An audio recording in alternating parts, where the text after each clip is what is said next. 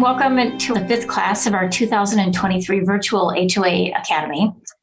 We teach this HOA Academy in partnership with the cities of Avondale, Chandler, Glendale, Goodyear, Mesa, Peoria, Phoenix, Scottsdale, Surprise, and Tempe. So I'd like to give a special shout out and thank you to the neighborhood services departments from these different cities to partner with our firm to provide this free education to board members, managers, and homeowners regarding HOA and condominium laws. Just as a starting point, for those of you who I haven't met, my name is Beth Mulcahy, and I am the managing partner and senior attorney for the Mulcahy Law Firm in Phoenix, Arizona. I've enjoyed representing HOAs and condominiums for over 26 years. As their legal counsel, my firm currently represents over 1,000 planned communities and condominium associations throughout the state of Arizona. I also currently serve on my HOA board, and I have for many years. Before we dive into the meat of the seminar today, I always like to know who's in my audience. So I'd like to start off by having you do a quick poll so that I know which city you reside in, and then also what your role is with your community. So if some of you are joining us on Facebook Live, awesome. Thanks for having you here. Thanks for coming today, and we're happy to have you here. Just fill in the comment section on Facebook Live which city you reside in, and then what your role is with the association, board member, homeowner, manager. If you're joining us here on Zoom, you're going to have the poll right there on your screen. And we ask that you just fill out the poll results so we know who's represented here today from which cities, and then also what your role is so I can best tailor our presentation. While we're waiting for those poll results to come in, I'm going to just talk a little bit about what's on tap for today. In today's class, I'm going to provide a summary of the 4 HOA and condo bills that have been signed into law already by Governor Hobbs. And then we're going to take a deep dive into everything you need to know about long-term and strategic planning for HOAs and condos. Part of that's going to be talking about how to create a strategic plan. We're going to talk about budgets and budgeting, which you should all be thinking about this summer. We're going to talk a little bit about reserve studies and reserve funding. And last, we're going to close our session with an informative cheat sheet that I'm going to share with you on the Eisenhower Method, which is a method that businesses use to help solve problems. And as always, there's going to be a Q&A session at the end of the class. So we encourage you to submit your questions via the Q&A box on Zoom and the comments section on Facebook Live. And we promise to answer all of your legal questions during the session today. We do ask, however, that you limit your question. You limit to 1 question per person. And please be specific in your question, as I can't follow up because of the format of the presentation today. It's hard for me to ask a follow-up question if I don't understand something. I'm so happy to hear that we already have 111 people on Zoom with us here today. I think that could be possibly one of our highest class attendances. And we also have a number of you joining us on Facebook Live today. So welcome, everybody. Thank you for being here. Okay, let's take a quick check at our poll results. Looks like we have really great representation today. Wow, we have almost entirely full representation from all the cities that are sponsoring these classes. And so with the exception of 1, so we have 7% from Chandler, 4% from Glendale today, 1% from Goodyear, 18% from Mesa. That's a new high for Mesa. 5% from Peoria, 24% from Phoenix, 32% from Scottsdale. Great job, Scottsdale, you're in the lead. 4% from Surprise and 5% from Tempe. So really great. We've got a wonderful representation of many of the cities in the Valley of the Sun this morning. So great to have all of you here with us. Also, we have a great representation of what your current role is here in your association. So we have 68% of you are board members, 5% are community managers, 23% are interested homeowners, and then we have 4% that are other. So welcome to everybody. Thanks for being here today. Looks like we have a little bit larger representation of board members. Which is awesome. But we also have a pretty good representation from interested homeowners too. So welcome everybody and look forward to having a great class. Okay, let's talk about the Arizona legislative session. For those of you who've been following the Arizona legislature, we closely follow it for the associations that we represent and to provide free information to the HOA and condo industry. So every year there's a number of bills that pertain to associations that are signed into law, and this year is no exception. The legislative session started in January 2023. It's starting to wind down a little bit because Governor Hobbs signed the 2024 budget, which is kind of like one of the last big tasks the legislature has to do on May 12th. And so things are really winding down now with the legislature, and we're nearing the end of the legislative session. That being said, we've already had 4 bills that have been signed by Governor Hobbs. There were a record number of vetoes. I think only 1 HOA condo bill was vetoed, but we did get 4 HOA bills that were signed into law this year. So let's talk briefly about those 4 bills. Remember, at the end of the legislative session, we will be doing a full executive summary for you, for your communities, your boards, your homeowners, and managers. And we'll be posting that on our webpage at mulcahylawfirm.com. But any class that I teach between now and the effective date of the new laws, we'll be talking about the new laws and how they may impact your associations. Just a couple points that I want to make. The effective date, which means the date that these laws will go into effect, will be 91 days after the legislative session ends. And like I said, right now, the legislative session is still in session. It's still open. If I had to guess, it will likely, wind down before the end of May. And then we'll start counting whatever the last day of the legislative session is. Then we'll start counting 91 days forward, and that will be the time that all these new bills will go into effect. So we'll have a little bit of time to get acclimated to these new laws and to discuss them and answer questions over the next few months. Okay, the first bill that we're going to talk about talks about, it's for planned communities only, and it talks about the ability to regulate parking on streets in a planned community when the streets are dedicated to the public. So the association doesn't own the streets. So the 2 things you have to know for this bill to apply to you would be, number 1, are you a planned community? If yes, then are the streets dedicated to the public?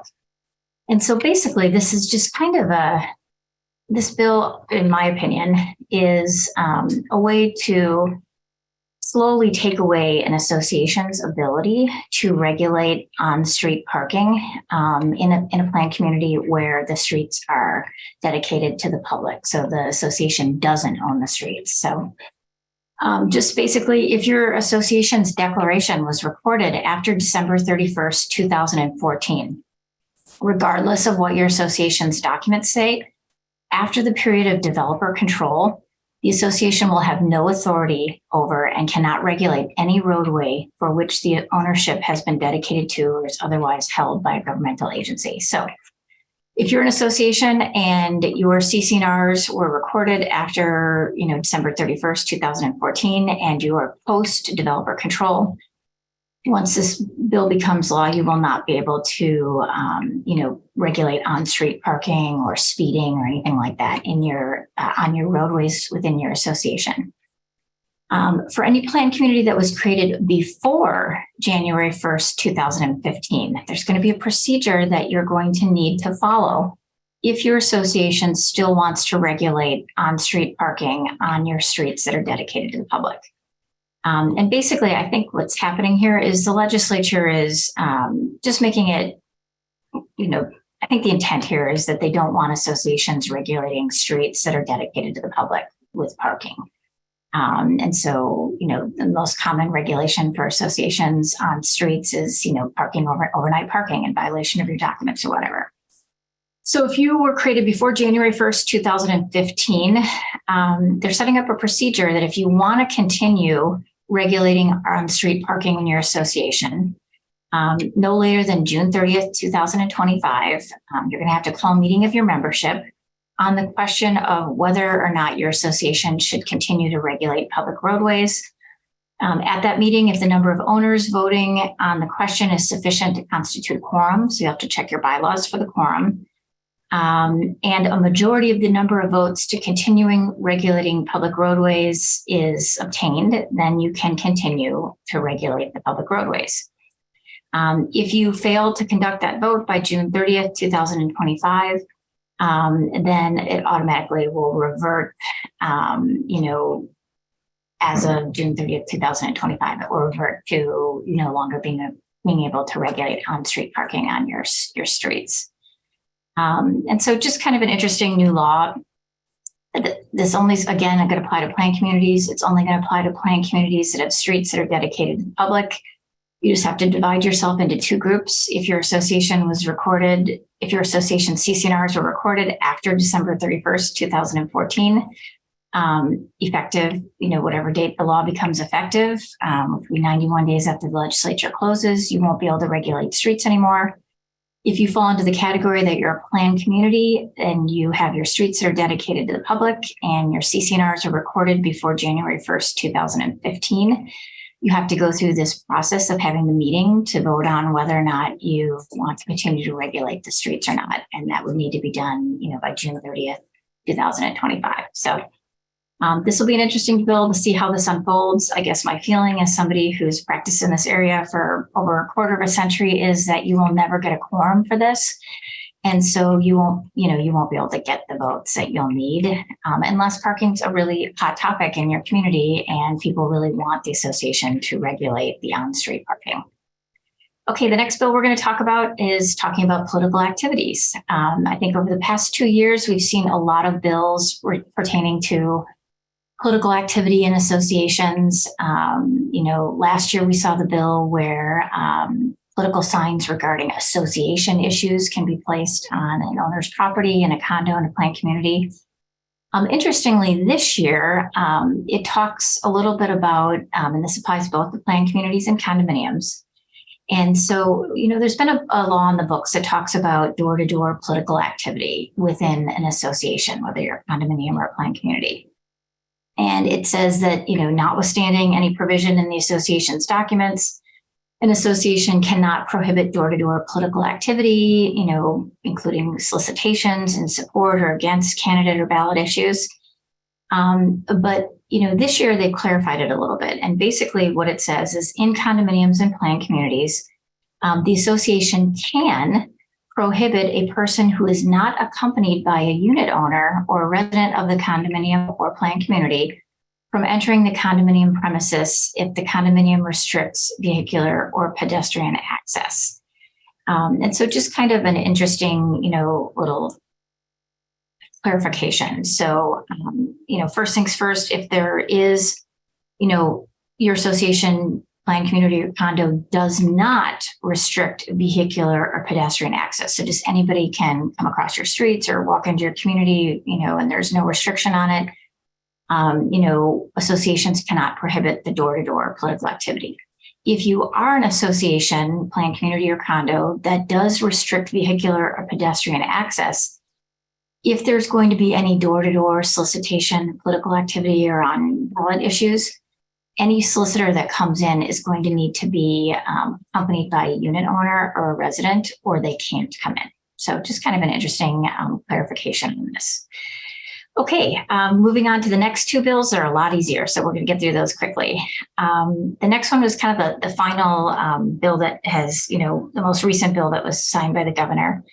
And basically, it just puts in place a penalty if your association receives a petition to remove a director or directors from your board of directors, and the association doesn't act to call, notice, and hold a special meeting to remove the director or directors within 30 days. The automatic penalty is that the board of directors, so all members of the board, are deemed removed on effective midnight on the 31st day. So this actually really puts a lot of pressure on associations when we receive a petition calling for the removal of a board.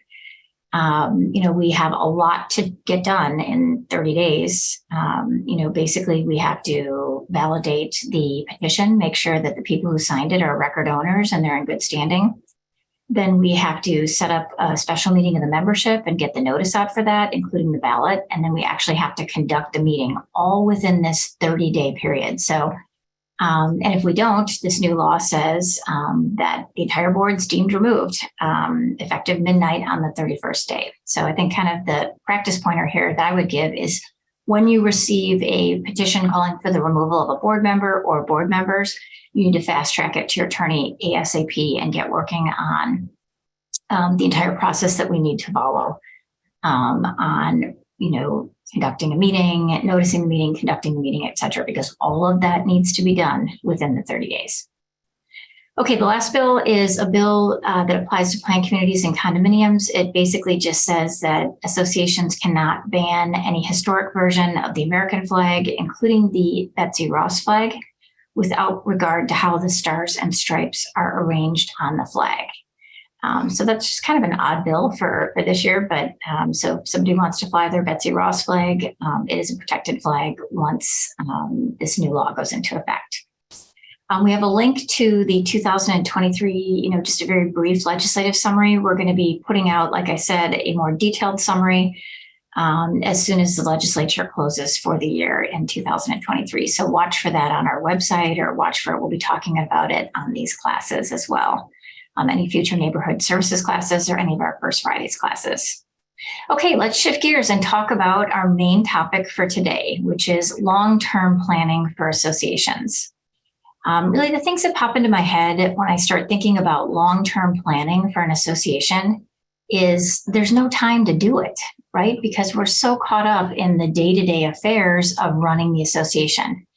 And, I know that firsthand because I serve on my board, and I have for many years. And so some things that kind of, we seem to get caught up in, dealing with problems in your association and handling maintenance issues and difficult owners maybe, or just paying bills and just, handling this little small things that come up every month.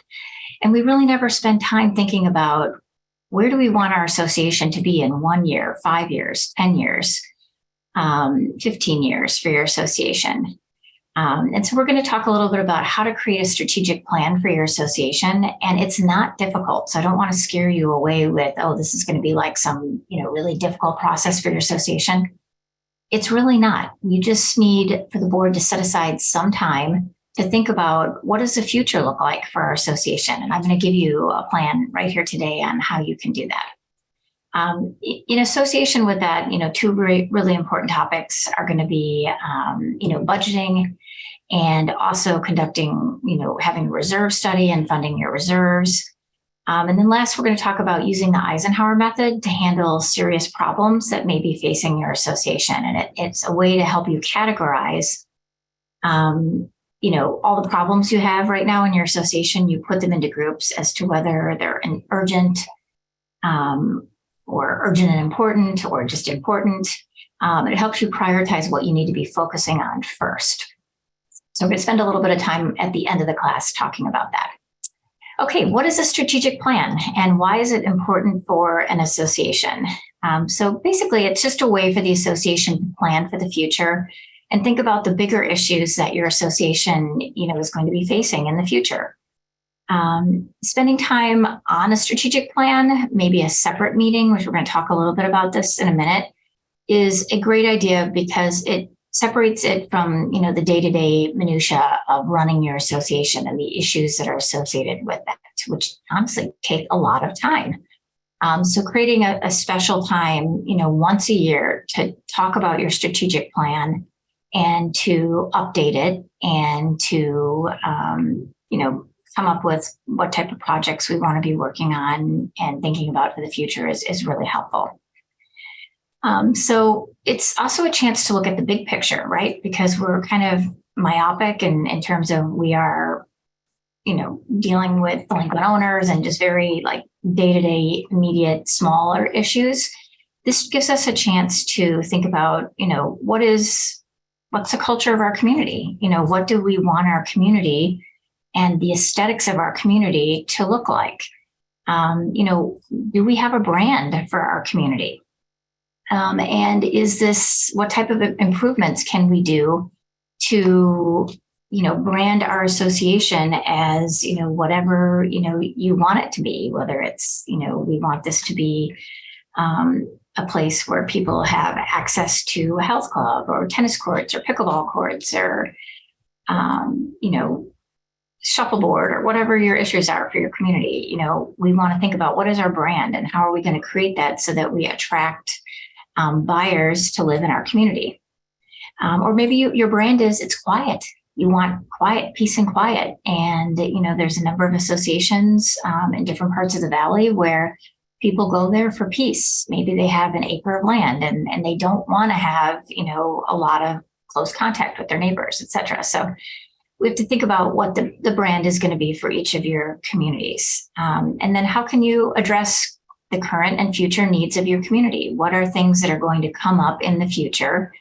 That may be things that people expect when they buy into a large master plan community, or maybe they expect to have 24-hour security because it was there when they purchased right now, but maybe in the future, this could become cost prohibitive.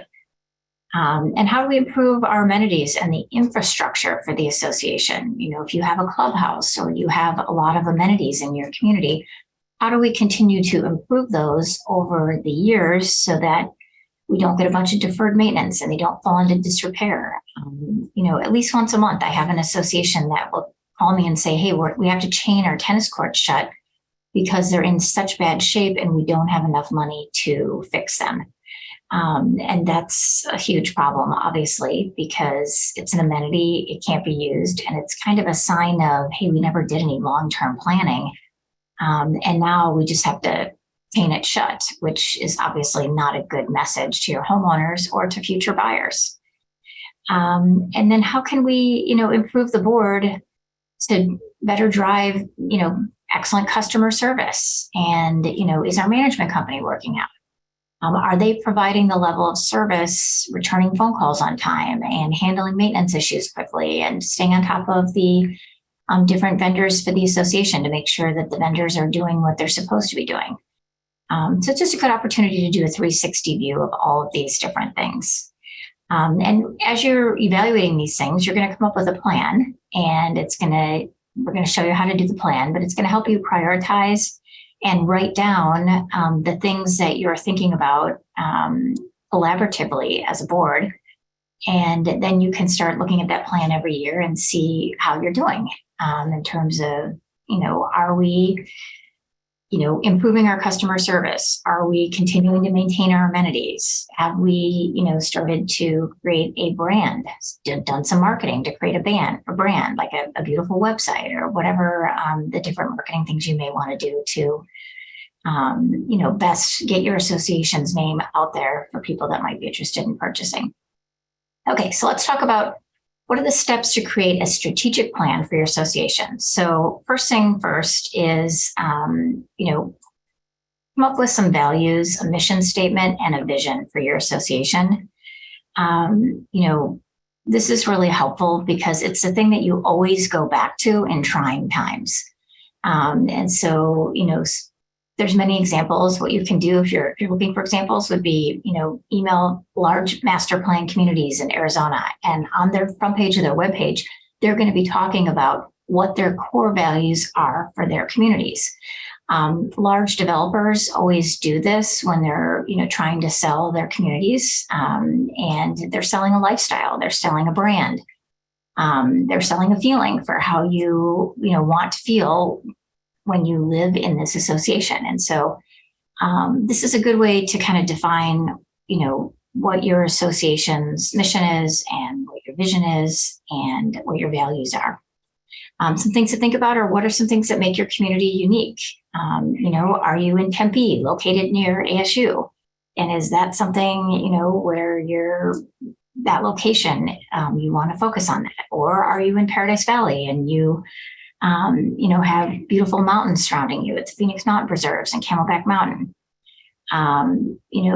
Basically the goal that you're looking for when you're talking about your values and your mission statement and your vision is we want an association that's going to be well organized and managed, where owners are involved and where everybody's having their needs met. Everybody wants to drive into the community and have it look beautiful. If you have amenities, we want the amenities to be up to par and for people to want to use them. And as you're thinking about what your mission statement is, I'd probably just spend 10 minutes on it and I would brainstorm if I were you And then just have one person come back and say, okay, I took all the ideas and I crafted it into a mission statement. Or all of you can work on a mission statement together. It should be one sentence, very succinct, and it just defines what's important for your association. Okay, the next thing you want to do is have a planning meeting. So probably you can talk about your mission statement at a regular board meeting, and then you're going to want to have a special planning meeting for your association with all of your board members present. And the strategic planning meeting is going to be, what is your vision for the community for, the next 1 year, 5 years, 10 years, 15 years, 20 years. And basically, I think you should just have one person taking notes, like the secretary or your manager, and just start putting ideas out there. Yeah. If your association was built in 1970, you're probably hitting the mark where you're starting to have some major deferred maintenance issues, and maybe your infrastructure needs a lot of help to bring it up to year 2023. If you're a newer association, you may not need to worry about this as much, or you may already have a mission statement from when the developer was in control. But basically, what I would do is just brainstorm and share ideas during this session about, okay, what do we see for the future? Something that you want to do during this brainstorm is talk about what your priorities are and what your resources are. A good thing to look at right now is look at your reserve study. Hopefully you have one for your community. And your reserve study is a 30-year plan for your amenities.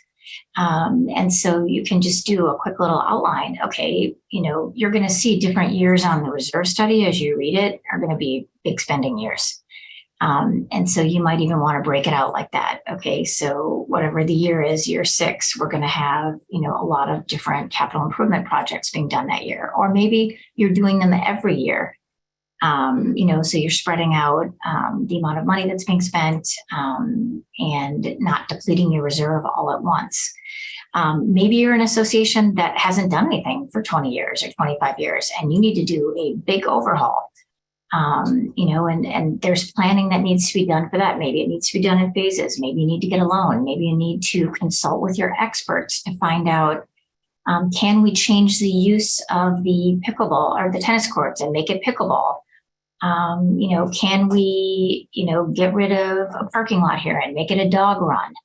And so basically at the strategic planning meeting, you're going to go through these different areas. So you're going to, first start out with the vision statement that you talked about at a board meeting. Then you're going to share ideas as a board as to what we see, the next 20 years look like for your association. And we're going to look at the reserve, look at what needs to be done. Maybe you haven't been following the reserve, so you're behind, or maybe you've been following it every year and, it's just going to be a great roadmap going forward. Or maybe you've got a lot of deferred maintenance and you're going to need to, come up with a plan to get caught up. Brainstorm on this as a board while looking at your reserve. Then talk with your experts, your management company, your attorney, and find out the answers to any questions you may have. Like, can we do a special assessment? Can we change the use of the land? Can we increase the assessment to pay for this? Can we get a loan? And then after you have all of that information, then you're going to want to put this into a strategic plan document and try to make that document one page if you can, just because when it gets to be too lengthy, people usually don't read it and it becomes too overbearing for people. And basically just kind of outline what your strategic plan is for your association.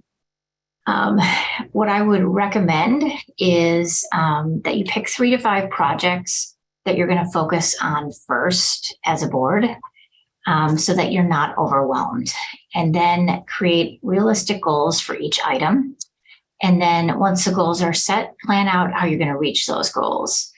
Include how this is, consistent with your core values and mission statement for your association. And I'm not going to lie to you, this is the hardest part of the process. It's easy to brainstorm and everybody's flowing with ideas, but really this is where you have to narrow it down to, 3 objectives that you may want to accomplish in 1 to 5 years. And then, maybe you have a few comments about projects in the future, but those are far off, so you're not, going deep on those. You just make it a one-page document with your strategic plan, with how you're going to handle these projects. And then it's a good idea to talk about and approve it at a board meeting. So that it's part of your minutes and it becomes part of the record of your association. So here's some examples of goals that we've seen some associations do. And sometimes they don't have to be like really meaty, difficult, hard goals, right? They could be something like create a social committee to promote a sense of community. That could be, something that's on your strategic plan. Streamlining collections and violations for owners that aren't following your documents. Create a 5-year or 10-year budget forecast to plan ahead for long-range capital improvements. And that's, might be like a shortened version of what your reserve is, just getting it, in very concise format. Okay, this year we're doing this. This year we're doing this. Maybe have a disaster preparedness plan for your community. There are lots of different examples. Revising and updating your association's documents is another, big thing. We're seeing a huge increase in the number of associations that are reaching out to our firm to think about amending their documents, because a lot of associations were created in the 80s and the 90s and the early 2000s, and they've never once amended their documents. And so that's something that a lot of the boards want to get their documents, consistent with Arizona law and get them into 2023, format where the language isn't antiquated, they're easy to understand, and it's consistent with what the law actually says in Arizona. So these are all examples. Every association is going to have different needs. So I encourage you to, keep it open-ended. It doesn't have to be all hard planning, capital infrastructure type things.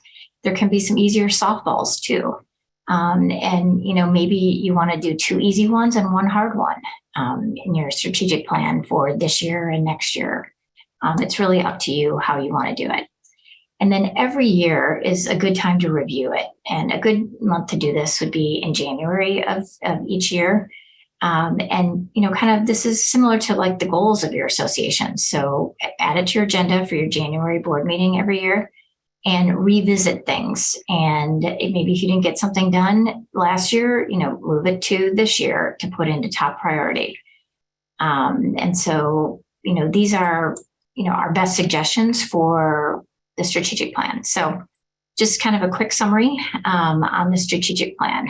Why is it important? Because we spend so much time talking about the minutia and the day-to-day operations of running an association that we never really plan for the future and, short-term and long-term future.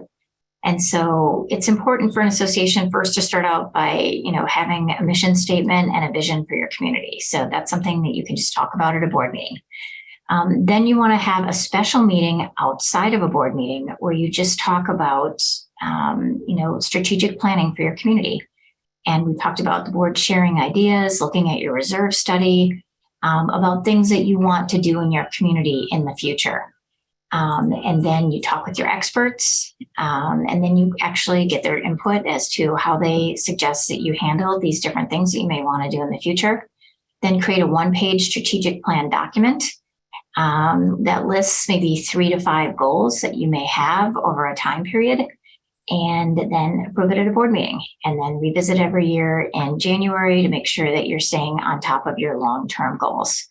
In the very near future, we're going to be creating a new cheat sheet on this so stay tuned on this, which I think will be really helpful. And we're going to give you a template that you can use when you have a strategic plan meeting as a board, just to help you get the ideas flowing, and maybe even a little checklist of ideas in case you get into the meeting and ideas aren't flowing that quickly. So we're working on that, and we're going to have that to you hopefully before this summer.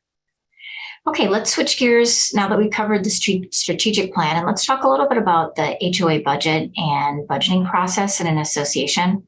We have a really good overview cheat sheet called Budgeting for Community Associations, which we're going to be providing to all of you on Facebook Live and also on Zoom. And, just some starting points on the budget. So you will start thinking about the budget for 2024, likely late summer, early fall of 2023.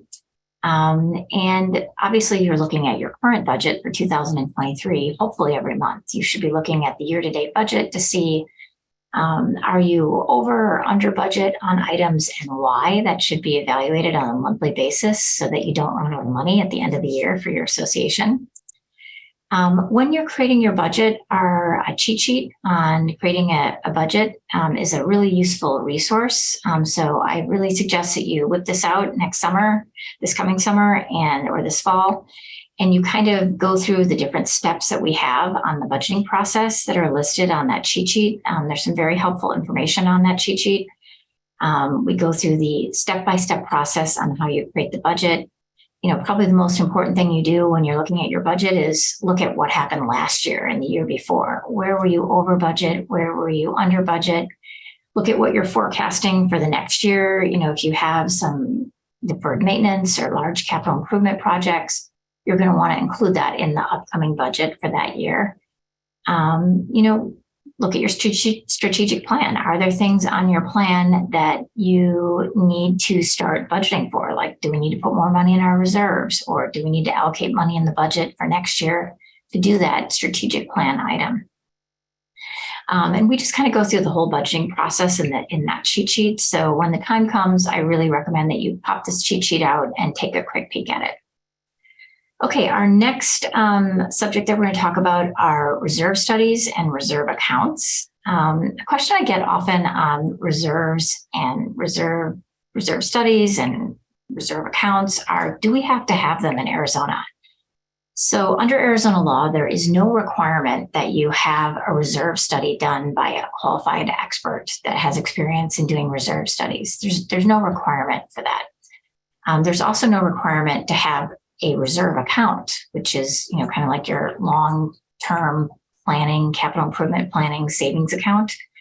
But that being said, even though the law doesn't require it in Arizona, it's best practices to have it. And many other states just, have it. It's likely going to come to Arizona at some point. It hasn't been on our legislature's radar yet. And why is it important? Because it gives us a tool to help boards plan for the future financially in terms of what are the things that need to be done, what year do they need to be done, what's their useful life, how do we pay for it, how much is it going to cost. And like I said, we have a great cheat sheet on the topic of reserves that I would really recommend that you take a peek at. It's called Reserve Funds for Community Associations. And it talks, about what is a reserve account, what is a reserve study, how much does it cost? And so we're going to do just a kind of a quick overview of that today. Even though the law in Arizona doesn't require that you have a reserve study done or that you have a reserve account for your association, interestingly, the law does require that if you have had a reserve study done or if you have a reserve account, that you notify potential buyers of that information. So you have to provide them with a copy of the reserve study or a summary of it, if it's over 10 pages, and you have to provide them with information regarding how much money is in your reserve. So even though it's not the law, a savvy buyer is going to be looking at that on the disclosure statement when they get disclosed information about what's, how much the assessments are, what type of insurance you have to, if you're an owner in the association. One of the line items on the disclosure that the association provides to buyers is, do we have a reserve study? If we do, here's the copy, and here's how much money we have in the reserve. Now, savvy buyers, what they're going to do is they're going to look at the reserve study, and they're going to look at the year we're in, 2023, and they're going to look at what the reserve study says we should have in our reserves, the amount, dollar amount. And then they're going to actually look at how much money we actually have disclosed in the reserve. And if the numbers are too far off, what's the savvy buyer going to think? They're going to think this association doesn't have enough money in their reserves to cover the types of things that need to be done to continue to maintain the association. And when you don't have enough money on hand for that, what typically happens is there's a large increase in the assessment rate, or there's a special assessment, or the association has to take out a loan to fund things. And that's a sign of, possibly a sign of the association not being financially sound and not doing, adequate financial planning for the future. So even though it's not the law, this really is important because for the financial well-being of your association and for the maintenance well-being of your association, and so that we can disclose to buyers that, hey, we have a reserve study and we have it funded. Now, how much is enough? It depends. Some people say, yeah, it has to be 100% funded. I really don't know very many associations. With the, 1,000 associations we represent, I would say less than 5% are 100% funded. I'd say a good range would be between 60 and 80% funded. So 60 and 80% of what your reserve study says you should actually have that funded in your reserve account. So, basically what's the point of reserve funding? It allows an association to provide for a plan for the repair, maintenance, and replacement of the association's assets as the community ages. And so, it's our plan for continuing to maintain the association. And for some of you who don't have a reserve study done, or you don't have a reserve account, that might be something you put on your strategic plan. Like, hey, we need to get a reserve study in place, so that we can start planning for long-term capital improvements and, better maintenance and repairs of items in our association. Remember that the reserve study is it's a budgeting guide. It's usually a pretty thick document. There's a couple pages that are the most important pages. Probably whenever I get a reserve study, the first page I go to is the 30-year forecast. And it's usually like buried right in the middle. And basically I look at that, it gives how much money should be in the reserve account year by year. And then it says how much you actually have, so you know what percentage you're funded. And it's just a guide that's going to give us a plan as an association for how much it's reasonable for us to save or to put away in our reserve account, so that when a specific project is due to be, replaced or, fixed or whatever, we have the money in our reserve account to pay for it. And then we don't need to take out a loan or do a special assessment to pay for it. So it's just a good planning tool for associations so that you can be fiscally sound. A reserve study should provide a detailed inventory of all the assets of the association that have been labeled as assets for the reserve account. Where the assets are located. So, pool on the common areas or whatever, the current age of the asset and the remaining life before it needs to be repaired, maintained, or replaced. And the reserve study just computes all of this for you. How much it's going to cost to replace it. Even if it's 10 years out, they can forecast what the cost is going to be to replace it and how much money we need to set aside over the next 10 years so that we have the money in our account. And then it also gives you, a calculation of how much we should be contributing each month to meet our goals to be able to, fund the reserve so that we can pay for the, repair, maintenance, and replacement of all of our, capital improvement items in the association. So how much does a reserve study cost? It really depends on how large your association is and how many amenities you have. I mean, it could be anywhere from $1,500 for a smaller association all the way up to, $10,000. Typically, reserve studies are updated about every 3 to 5 years. That's important, obviously, because of inflation. The cost to repair or replace certain items has been fluctuating, as we all know, over the past 2 years. So, you want to make sure that you're getting adequate numbers for what the replacement and repair costs are due to inflation. And really just the reasons for having the reserve fund. Again, it's good business judgment to do it, to plan for the future. It meets the board's legal and fiduciary duties and, requirements to best manage the association as their fiduciaries and to act in the best interest of the association. It gives us a plan for replacing items that need to be replaced. A reserve fund distributes the burden of paying for all of this between old owners and new owners. Why is that important? Because sometimes, like, let's say somebody just purchases a lot in an association and then 3 months later, there's a $100,000 special assessment. Well, that's kind of not fair because the person hasn't lived there that long. And guess what? Now they are having to pay up for the prior board's lack of maintenance or failure to maintain in the past. And people get upset about that, when you're voting on a topic like this.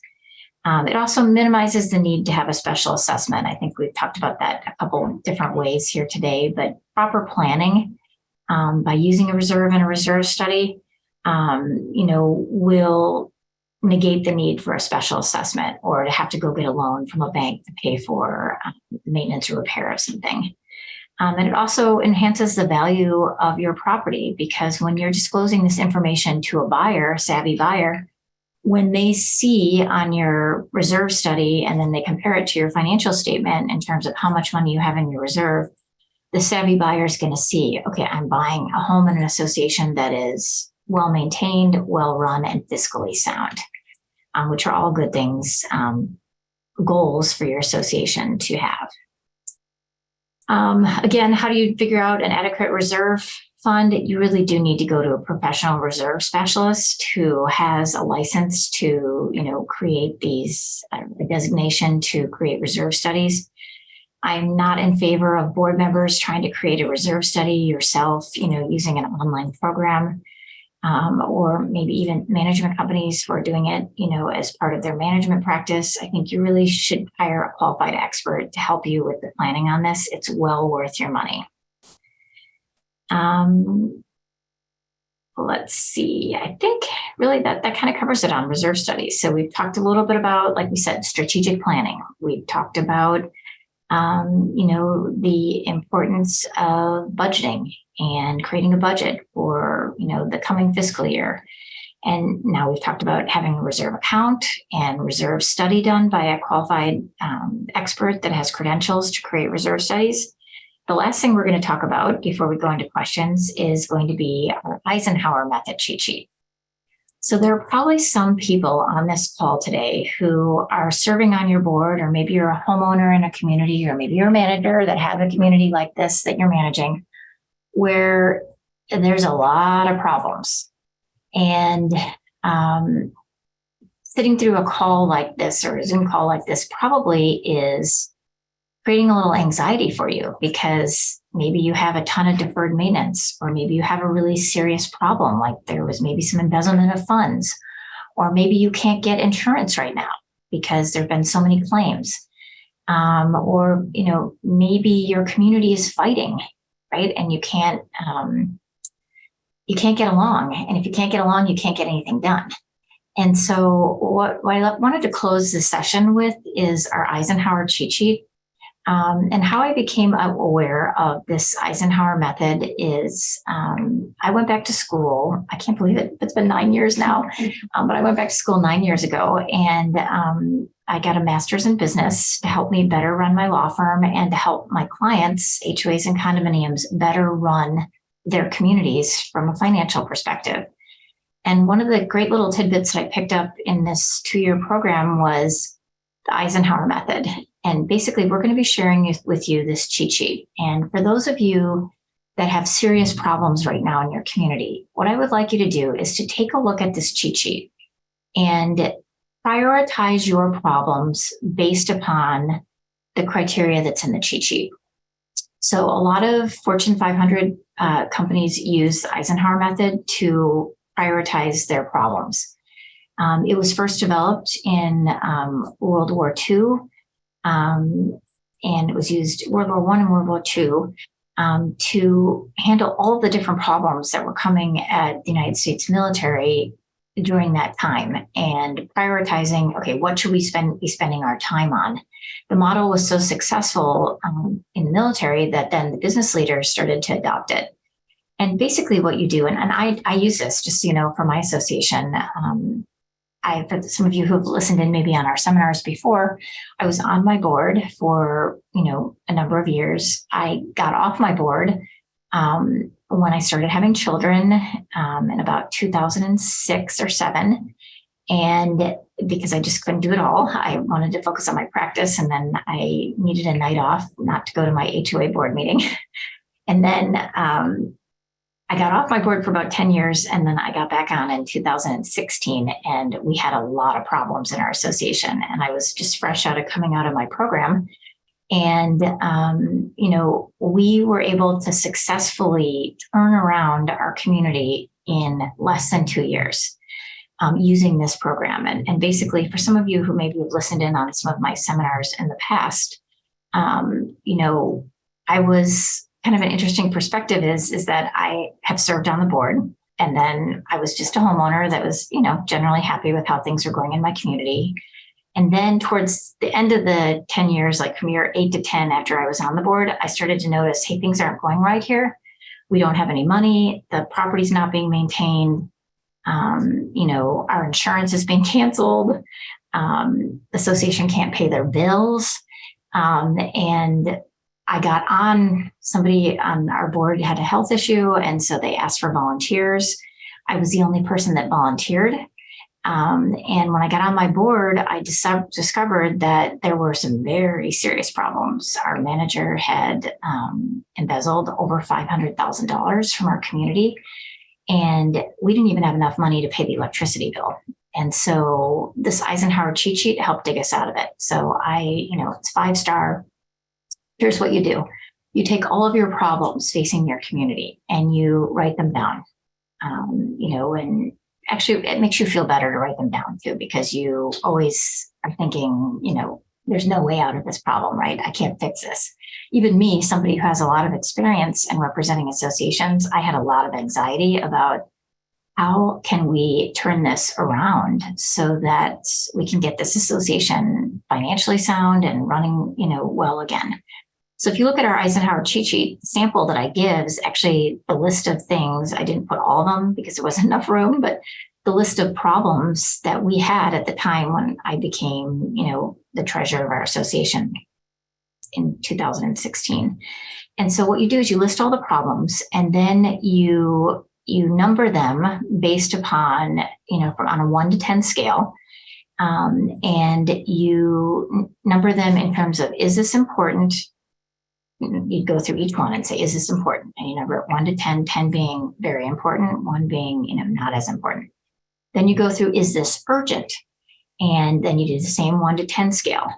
And then you compare the numbers. And so what you're looking for is you start with the problems that are both important and urgent. And basically, one of the problems of serving on a board is time management, right? Because you have a life outside of the board and you don't want to be spending 20, 30, 40 hours a week being the board member, right? And so what this enabled us to do as a board to dig out of our problems, and other associations that we work with have used this to dig out of some serious problems, is it's the first step to start addressing really serious problems. And so, what you do is you're going to take all the problems that are both important and urgent, and you're going to start focusing on those first. And then you're going to just start categorizing, do it now, things that we cannot put aside. We have to do it now. And then here's some things that we can put off 5 years. Here's something that we, maybe can put off 6 months, but it's important. We still need to do it, but it's not as urgent as the ones that are urgent and important. And it just it takes that list and it just divides it up to, okay, we should be focusing on this for the next 6 months. And then we can push this off and not worry about this till next year. And it gives you some clarity and helps you prioritize. That's probably the most important thing that I can tell you. And, just to give you an example of, what can happen if you're one of these associations that's listening here today and you have a lot of problems, is our association was supposed to have, I can't even remember, somewhere between $3 and $4 million in our reserve account. And when I became the treasurer, we were down to $200,000 in our reserve account. And we had some really big maintenance issues that we were like staring us right in the eye, needing to be addressed. That was, so about 2016 was, right when everything was going really bad. We discovered that the manager had stolen all this money, and we were going to the police and, trying to get the manager arrested and making an insurance claim on our fidelity bond, and, making claims with the banks that, let the manager be the ATM, of our association's funds. And basically from 2016 to 2019 was rebuilding time. And we really were very hyper-focused on the problems on the Eisenhower sheet that were both urgent and important. And we got a lot done. The manager went to jail. We got most of the money back from an insurance claim. We got a restitution order against the manager. We got the banks, insurance companies to pay us some money for them not following the procedures and allowing the manager to take money from the association. We started, ticking away at the most serious infrastructure and maintenance issues that needed to be addressed. And the homeowners in our community started to notice, hey, things are looking better. We started funding our reserve. And so from 2016 to 2022, we went from $200,000 to $2 million. And now we're almost at $3 million in 2023. So it can be done if you're one of these associations that is facing a lot of problems, and it could be anything, really. I mean, you know it. Every association is different, and I hear about it with all of our clients that we work with. Get this Eisenhower cheat sheet out and write down your problems, prioritize them in terms of urgency and importance, and then start working on turning it around. It works. So if you have a lot of anxiety about your problems right now in your association, this is a really good tool to help you. So thank you so much for being here today. We appreciate you caring about your communities and wanting to learn more so that you can follow the law in your communities and make good decisions and plan for your future too. We have a couple educational opportunities coming up that are free for board members, managers, and homeowners. You always want to check out our webpage at mulcahylawfirm.com. We have our upcoming seminars listed on a tab right off of the home page, so you can find out information about all of our upcoming classes there. Our next virtual First Friday, which is the opportunity where you can join us on Zoom or Facebook Live, and we answer questions for free, one question per attendee. Will be Friday, June 2nd at 9 a.m. And this will be our, June First Friday free call-in. And we answer those questions live. If you can't join us live, you can go back and watch the video and see your question get answered after the live presentation. You can find additional information on this on our website. And questions can be submitted starting right now through the morning of June 2nd at 8:45 a.m. We also have our June upcoming Neighborhood Services Virtual HOA Condo Academy. This class is going to be a really informative class. We're going to talk about everything you need to know about Arizona HOA and condo law in 60 minutes. So it's rapid fire. It's going to be quick. We're going to give you just everything at your fingertips that you need to know about for the law in Arizona regarding condos and planned communities. So we hope you'll join us for that. That should be an informative class that almost everybody in our industry can benefit from attending.